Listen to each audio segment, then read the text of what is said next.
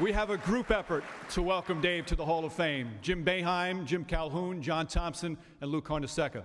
Ladies and gentlemen, Dave Gavitt.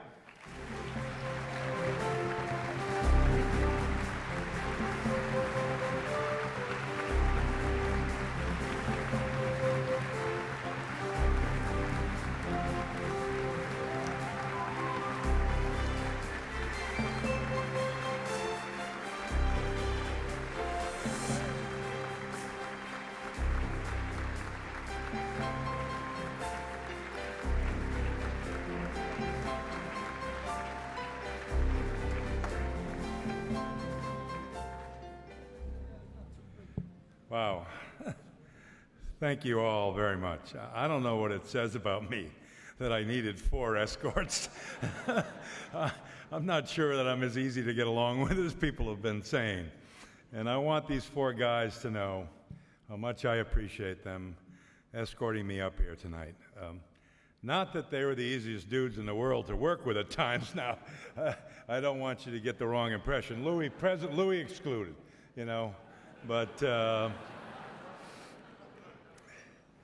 they know where I'm coming from. Wow, I mean, this is so, I've been around a long time, you know, doing a lot of different things for the game. And I look around this room and I have so many relationships in the game and friends and former players. And oh my goodness, I mean, it's overwhelming and it's humbling, very much so. And it has been a very special thing for me to be with this class of people that I'm coming in with tonight. I've known Sandro Gamba for 30 years. We played against each other. He broke the clock on me at the half. We played the longest game in history. Second half took an hour and a half. They were going to play till they got ahead. And finally, a little guy got tired and shot the gun off, and we could all go home. I've known Gino and watched his work, obviously, at UConn. And these 3 guys, I've known Charles the best and so appreciate his abilities. Never knew how good he was until I was with him for 5 weeks in '92. But what I have found about Joe, who I watched and admired, and Dominique, who I watched and admired, in addition to Charles, is these are 3 really classy individuals that our sport can be so proud of, and so proud that they're joining the Hall of Fame tonight.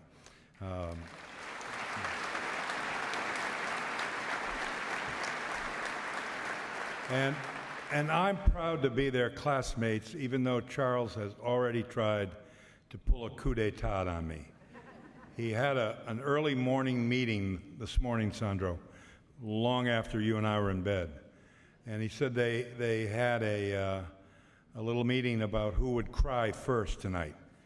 And he decided that I would. And so I'm going to try not to cry. I may make it, I may not. They also decided that we had 6 people, we only needed 5 to play. And that because you're the oldest, you would coach the team. And they decided that even though you were a little nervous about your English, that it was better than you think, that it wouldn't make any difference because none of them were going to listen to you anyway. They decided that Gino and I would take the ball out of bounds, one or the other. We could alternate if it was too heavy. And our job was to get it to Joe. And Joe would get it up over the 10-second line, and then it would be his job to get it to either Nick or Charles, who were going to take all the shots. So, guys, it's been a trip since April. I've enjoyed every minute of it. I'm honored to be with you. You know, my little road started, you can take a look at me, compared to some of the people around here tonight, and tell that I had a very modest playing career, to say the least. Not that I didn't love the game, and I played for really outstanding coaches in middle school and high school in a little town in Peterborough, New Hampshire, 1,400 people. And I went on to Dartmouth, where I was privileged to play, again, modestly, with good teams. And I played at Dartmouth for 2 men who are enshrined in the Hall of Fame. 2 Hall of Fame coaches, the late Al McGuire and the late Alvin Doggy Julian. Little did I know when I went there what an impact these 2 men would have on my life. Al and I became very close throughout the rest of our life as we crossed paths in coaching. And it was Al's bent, as Billy Packer and others can tell you, that he could never remember anyone's name, including me. And at one point when I was trying to break through into the starting lineup as a freshman, and I never made it, I hit 5 jump shots in a row at the end of a game to break the game home. And as I came off the court a little puffed up and full of myself, Al was standing there, looking Brooklyn perplexed, And as I went by him, he reached out and tapped me on the back and said, "Good job, George." When I played on the varsity, I was fortunate that I played with Rudy LaRusso, who was a great NBA player for a long time with the Lakers and then later with the Warriors. And I was smart enough to throw Rudy the ball every time I could because I wanted to play. And I see Bill Sharman here tonight, and Rudy loved Bill Sharman, as we all do. And I remember when Bill talked Rudy to come out of retirement. Bill was doing a lot of innovative things in the game at the time. First shoot-around. NBA players really liked this stuff when he was doing it. First shoot-around on game day, really rigorous double sessions. And I called Rudy at training camp out in California, and I got him in his motel between sessions, and I said, "How you doing?" He said, "Oh, Dave," he said, "I don't think I'm ever going to be able to get out of bed again." He said, "I'm laying on my back and I can't move." And he said, I love Bill Sharman." But he said, "Man's trying to kill me. I don't know why he's trying to kill me, but he's trying to kill me." Well, I went on to coach because these guys inspired me and excited me about the game and about the psychology of the game and the tactics of the game and the strategy of the game. And I was very fortunate that Dartmouth and Providence College, 2 great schools, gave me opportunities to coach that were phenomenal because it didn't bring a lot of experience to the dance. D-Rowe gave me my first coaching job. I was only with him 1 year. He had an impact on me that's lasted my lifetime. I worked for Joe Mulaney, who was way ahead of his time in terms of his understanding of the game. And I worked for him for 4 years and then succeeded him when he became coach of the Lakers. I had the privilege of working with some of the best people I know in education at these 2 great schools. And we had a great run, and I was inspired, as many of us were. I was a little bit younger, sorry, Dean, than a couple of coaches who inspired us. John Wooden, who taught us all about balance and teaching, and Dean Smith, who was a particular mentor of mine and taught me about how to win close games and taught me that it was okay to be innovative. And I'm forever grateful to both of them. When my time came to stop coaching, I was very fortunate that I didn't have to go cold turkey.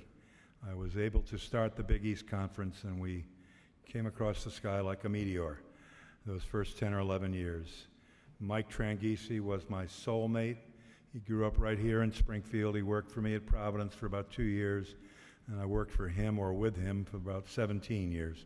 And our relationship was very special. The Big East was what it was because of coaches. We were fortunate that John Thompson and Lou Carnesecca and Jim Boeheim and Rollie Massimino stayed at their schools throughout that entire decade, soon to be joined by Jim Calhoun and Gary Williams and Rick Pitino and P.J. Carlesimo and others. It was a coaches' league. It was all about coaches who were some of the greatest teachers in the country. And as we started having success, there's 9 Final Fours and 4 NCAA championships just here, without even going into the litany of everyone else. As we started having success, we started getting really good players as well, and it just continued. And I'm so proud of Mike today. The March of the Big East goes on. It's a monster league now. Last man standing, bring the flag. Tough to coach in, but great for spectators and great to play in. When I stopped coaching, I wanted to give back to the game. The game had meant so much to me, like C.M. Newton said earlier, that it was time for me to give back in every possible way that I could. I was very fortunate that a lot of people gave me that opportunity. They entrusted me that my motives were pure, that I truly did love the game, that maybe I could bring some innovativeness to the game, and that I had no other horses in the race other than to help the people who played the game and coached the game and spectated the game and refereed the game and covered the game for the media to be more enjoyable. And those people I need to mention, because if I've been able to make a difference along the way at the highest level of the game, it has been because people like David Stern and Miles Brand, who had big organizations, were willing to entrust me to head up some of these efforts, weren't threatened by me in any way. And it's been because the people who they put to work with me from their organizations, I have been joined at the hip with for a long time and would not have been able to accomplish anything without them. Tom Jernstedt, you and I may need a Siamese twin separation at some point. We've been joined at the hip since 1979. I can never tell you how much I appreciate all of the great work we've done together. Jim Host, you helped in so many ways with the NCAA. You helped again in so many ways with Basketball Hall of Fame. You're one of those people without whom I get too much credit for this. You're one of the people truly without whom this would not have been constructed. And you taught me more than I ever wanted to know about marketing and branding and sales, all of which Mike and I were able to put to our use, with the Big East.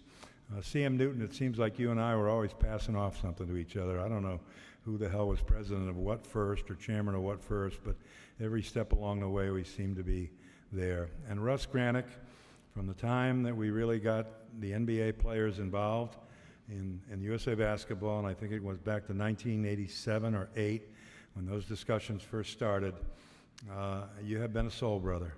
And I can't tell you how much I appreciate your personal remarks tonight. I feel the same way about you. And without you and without your support, all of the things that we've accomplished together over these years, I'm not sure that we could have done. I hope my opportunity to contribute and give back to the game is not over.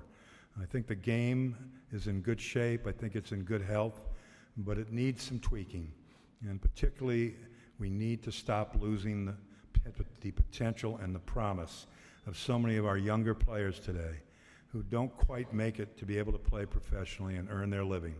And we need to be sure that we support them with education, and we support them with the kind of high school coaching and college coaching that they've always had, that these gentlemen all will comment about tonight, because there are too many bodies beside the side of the road when the basketball dream bursts and the bubble bursts, and they don't have an education, they don't have a degree, and they don't have those people there in their corner. We can't afford to let that happen.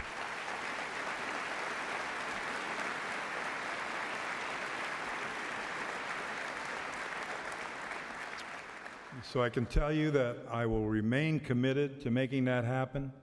I would ask every NBA player and former NBA player in the room to please prevail on the Players Association to join us in this effort. This is an important effort. We have come too far with young black men from Alabama and Louisiana and Georgia, with young women to play the game, with foreign people to be able to play the game. We've come too far to go backwards now. We're all in this game together. It's the greatest game on earth. We need to work hard to make sure that everybody either makes it in this game or makes it with an education and contributes back to their community in a lot of very special ways. So I tell you all tonight that you've all honored me and blessed me with your presence. I can't mention you all by name. I have so many former players and former assistant coaches here tonight. How could I ever thank you? Whatever success I had as a coach is due to you. How could I ever thank my lovely wife, Julie, who's been at my side every step of the way for 42 years, my son, Danny, and his wife, Susan, Corey, and his wife, Allison, my sister-in-law, Nancy, my Dartmouth friends and teammates, so many people from Providence, including Reverend Father Shanley, the president of Providence College, who honors me with his presence here tonight, and so many just fans and good friends. Your life passes in front of you.